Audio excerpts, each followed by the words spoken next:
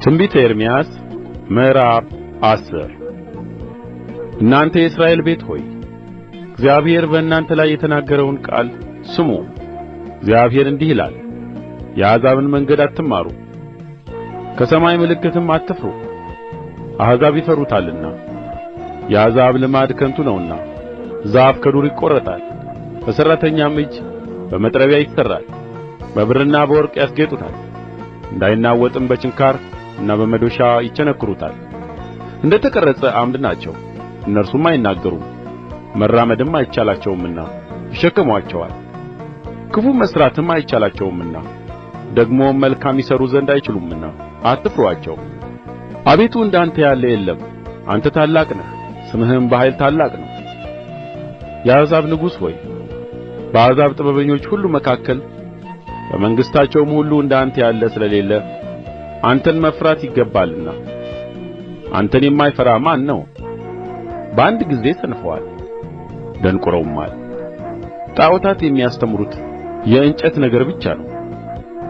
የሠራተኛና የአንጥረኛ እጅ ሥራ የሆነ ከተርሴስ ጥፍጥፍ ብር ከአፌዝም ወርቅ ይመጣል።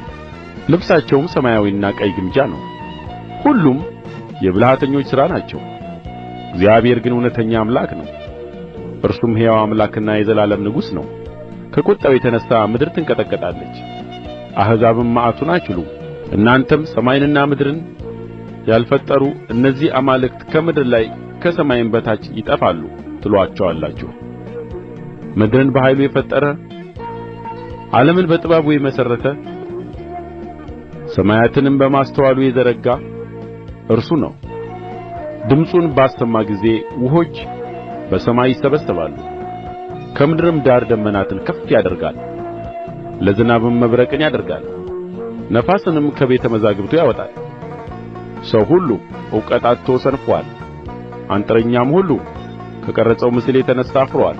ቀልጦ የተሠራ ምስሉ ውሸት ነውና እስትንፋስም የላቸውምና እነርሱ ምናምንቴና የቀልድ ሥራ ናቸው። በተጐበኙ ጊዜ ይጠፋሉ። የያዕቆብ እድል ፈንታ እንደነዚህ አይደለም፣ እርሱ የሁሉ ፈጣሪ ነውና እስራኤልም የርስቱ ነገድ ነውና ስሙ የሠራዊት ጌታ እግዚአብሔር ነው።